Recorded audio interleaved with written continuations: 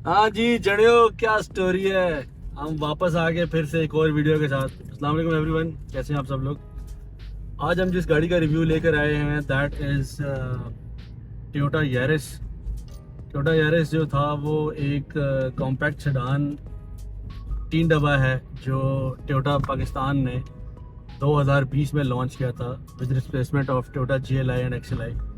और Toyota Yaris को launch करने का मकसद ये था कि लोग कहते थे जी कि यारिस जो टोयोटा GLI XLI है वो बहुत ज़्यादा अरसे से चल रही है। तो टोयोटा पाकिस्तान ने सोचा कि हम एक काम करते हैं कि हम थाईलैंड में जो गाड़ी एक बंद हो चुकी है, जिसको वहाँ पे रिजेक्ट कर दिया गया है, उसको हम यहाँ पे ला के एक नया शक्ल दे के लोगों के सामने पेश करते हैं तो लोग बड़े खुश होंगे। और लोग खुश हुए भी, क्योंकि हमारे यहाँ लोगों के पास इतनी ऑप्शन अवेलेबल नहीं होती और ना ही हमारे लोग, तो या कह सकते हैं कि हमारे लोग जो बेचारे वो मासूम हैं, उनको टोयोटा के नाम पे आप कुछ भी बेच दें तो वो ले लेते हैं।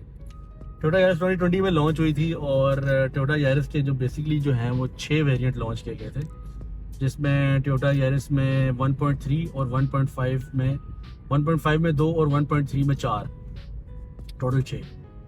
आज इस वेरिएंट को हम ड्राइव कर रहे हैं, वो बेस वेरिएंट है टोयोटा यारिस का 1.3 मैनुअल ट्रांसमिशन।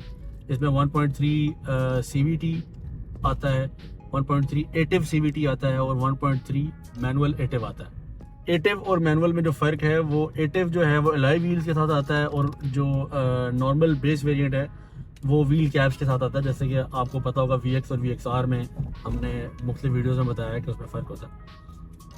फिर इसके जो 1.5 के वेरिएंट्स हैं उसमें 2 वेरिएंट्स हैं, एक 1.5 मैनुअल ट्रांसमिशन है और एक 1.5 एटिव एक्स है, जिसको फुल ऑप्शन वेरिएंट कहते हैं, जिसमें CVT ट्रांसमिशन के साथ 15 सीसी इंजन इक्विप है। टोयोटा यारिस में बेसिकली जो मेन चैलेंज टोयोटा को, होंडा को और सुजुकी को 2018 में आया था, वो ये था कि पाकिस्तानी गवर्नमेंट ने ये ऐलान किया था कि अब जो भी गाड़ियाँ पाकिस्तान में असेंबल होंगी उनके अंदर एयर बैग्स और जो है ABS ब्रेक्स वो लाजमी होने चाहिए। और आप सबको पता होगा कि XLI और जो मुख्तलिफ वेरिएंट्स थे, जैसे कि सुजुकी के मुख्तलिफ वेरिएंट्स थे, तमाम ही क्या कह सकते हैं, उनके अंदर ABS और एयर बैग्स नहीं थे। तो टोयोटा यारिस जब लॉन्च की गई तो उसके अंदर तमाम वेरिएंट्स के अंदर ABS और एयर बैग्स को 100% यकीनी बनाया गया और वो 100% उसके अंदर जो है वो इम्प्लीमेंटेशन हुई। 2020 में जब वेरिएंट लॉन्च हुआ तो इसके अंदर तमाम वो वाले फीचर डाले गए जिसके गवर्नमेंट ने कहा था कि इसके बगैर ऑन रोड गाड़ी जो है वो नहीं आएगी। इसी तरह इस बेस वेरिएंट के अंदर भी 2 एयर बैग्स हैं, एक ड्राइविंग व्हील में, मतलब स्टीयरिंग व्हील में, और एक पैसेंजर साइड के डैशबोर्ड के अंदर। ABS इसके अंदर भी इक्विप है। लेकिन टोयोटा यारिस जो है वो एक कॉम्पैक्ट सेडान, C कैटेगरी की सेडान कंसीडर होती है, जिसको कॉम्पैक्ट सेडान कहा जाता है। लाइक ये गाड़ी जो है वो लेंथ में भी थोड़ी कम है और विड्थ में भी थोड़ी कम है। लाइक अगर आप इसको देखें तो लगता है कि इस तरह किसी ने गाड़ी पिचक दी है, ऐसे कर दी है। तो जब ऐसे करती है गाड़ी तो वो थोड़ी सी हाइट में ऊपर चल जाती है। क्लियरेंस हमेशा टोयोटा की अच्छी होती है। ड्राइव वाइज ये गाड़ी इतनी कोई मज़ेदार नहीं है जितनी प्राइस में लॉन्च की थी और जितनी प्राइस में आज ये गाड़ी मिल रही है। इसके बेस वेरिएंट जो हैं वो तकरीबन 40 लाख से स्टार्ट होते हैं और जो 1.5 एटिव एक्स है वो जाता है तकरीबन ऑलमोस्ट 5 मिलियन तक जाता है ऑन रोड प्राइस जो है वो उसकी, टैक्सेस वगैरह मिला के और जितने भी बकाया एडवांस टैक्स प्लस जो इनवॉइस प्राइस से मिला के। ये गाड़ी जो है वो 5 फॉरवर्ड मैनुअल ट्रांसमिशन के साथ आई थी और इसमें जो एटिव वेरिएंट यानी CVT वेरिएंट्स हैं वो भी 5 स्पीड CVT ऑटोमेटिक ट्रांसमिशन के साथ आए हुए हैं। 1.3 लीटर्स का इंजन है। टोयोटा यारिस के अंदर जो है वो आपका 4.2 लीटर्स का ऑयल पैन है। 4.2 लीटर इसके तमाम वेरिएंट में डलता है। 1.5 में 4.4 डलता है और 1.3 में 4.2 लीटर्स या 4 लीटर्स में भी आप इस गाड़ी को चला सकते हैं। इस गाड़ी में सबसे जो अजीब सी बात है वो ये है कि इस गाड़ी का कैबिन नॉइज़ जो है वो बहुत ज़्यादा है। इस गाड़ी के अंदर बैठ के लगता है कि आप किसी ना बहुत थर्ड क्लास गाड़ी के अंदर बैठे हुए हैं। लाइक अंदर आपको आवाज़ आती है, इंजन की अच्छी भली आवाज़ आती है और नॉन फॉल्ट्स में इस गाड़ी के ये कैबिन की नॉइज़ के अलावा भी इस गाड़ी के अंदर जो है वो आपको जो इसके टैपेट्स हैं वो हाइड्रोलिक है।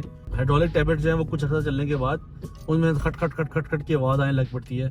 और ये क्योंकि हाइड्रोलिक हैं इसलिए इनको इनकी सेटिंग्स भी नहीं की जा सकती। गाड़ी जो है वो कॉम्पैक्ट सेडान होने की वजह से ना इस गाड़ी के अंदर स्पेस का थोड़ा सा इशू मुझे लगता है कभी कभी है।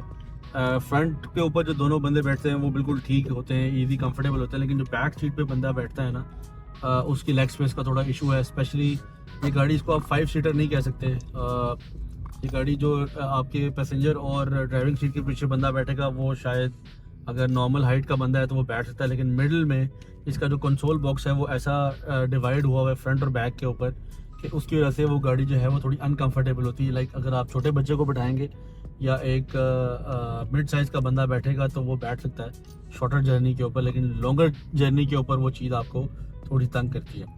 गाड़ी के अंदर कप होल्डर्स भी दिए हुए हैं, बाकी चीज़ें भी ठीक हैं, ग्लव बॉक्स भी है, लेकिन गाड़ी की जो बिल्ड क्वालिटी है ना ये प्लास्टिक बड़ा लगता नहीं है कि जो ना प्रीमियम क्वालिटी का प्लास्टिक है। लाइक बड़ा ही थर्ड क्लास प्लास्टिक लगा हुआ है। Like as compare to GLI XLI की बात करें, उसमें बैठ के आपको इतनी थर्ड क्लास फीलिंग नहीं आती थी।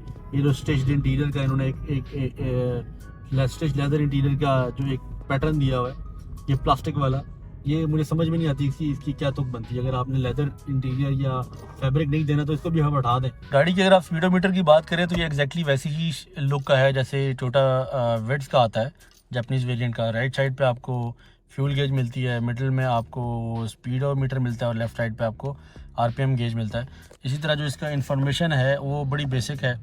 टाइम आ रहा है, टेम्परेचर आ रहा है, किलोमीटर पर लीटर की रन टाइम एवरेज आएगी और जितना आपका रेंज रहेगी वो आएगी, और उसके अलावा आपका ओडोमीटर आता है एंड दैट्स इट। चीज़ गाड़ी के अंदर ये है कि आप इसका ट्रैक्शन मैनुअली ऑन और ऑफ़ कर सकते हैं। जैसे मैं ऑफ़ करूँगा तो ये TRC ऑफ़ का बटन आता है, और इसको ऑन करूँगा तो ये ट्रैक्शन कंट्रोल करेगी। और अगर इस गाड़ी को मैं हल्का सा थ्रोटल करके इसको स्पीड देता हूँ तो ये ट्रैक्शन की इसकी लाइट भी अमेजिंगली ऑन होती है, जैसे कि ये आई है, यानी कि गाड़ी रोल ओवर हो रही है। इन सिटी के लिए कार ठीक है, लॉन्ग जर्नी के लिए गाड़ी जो है वो इतनी मजबूत नहीं है या इतनी कंफर्टेबल मैं कहूँगा कि नहीं है जितनी XLI या GLI थी। बात XLI या GLI की बार बार हो रही है। XLI या GLI से इसका कंपैरिजन कोई नहीं है, लेकिन ऑफ कोर्स इस गाड़ी ने GLI और XLI के वेरिएंट्स को रिप्लेस किया था तो इसको बेटर होना चाहिए था, उससे बेहतर होना चाहिए था, लेकिन कम्पैक्ट सेडान कैटेगरी होने की वजह से ये गाड़ी जो है वो उतना बेहतर तरीके से अपने आप को रिप्रेजेंट नहीं कर सकी जैसे कि XLI GLI ने काफ़ी सालों से पाकिस्तान में राज किया है। गाड़ी के तमाम विंडो ऑटो हैं और 3 वे ऑटो आपको मिलेगा ड्राइविंग साइड का। लॉक और अनलॉक का बटन भी मौजूद है, और गाड़ी के शीशे रिट्रैक्टेबल नहीं है मैनुअल वेरिएंट में, लेकिन आप अंदर से इन शीशों को एडजस्ट ज़रूर कर सकते हैं। गाड़ी के अंदर ड्राइविंग साइड और पैसेंजर साइड दोनों की सीट बेल्ट की वार्निंग ऑप्शन मौजूद है। अगर गाड़ी के ड्राइविंग या गाड़ी के पैसेंजर दोनों में से किसी एक ने भी सीट बेल्ट ना लगाई हो या बकल ना की हुई हो तो गाड़ी जो है वो वार्निंग की लाइट लाजमी चलाती है, और इस लिहाज से ये एक एडेड फीचर है, अच्छा फीचर है जो कि हर गाड़ी में होना चाहिए, लेकिन यारिस ने ये दिया है तो आई एम हैप्पी। वीडियो को देखने का शुक्रिया, चैनल को सब्सक्राइब करें और वीडियो को लाइक करें, अपने कमेंट्स हमें ज़रूर आगाह करें। थैंक यू सो मच, अल्लाह हाफ़िज़।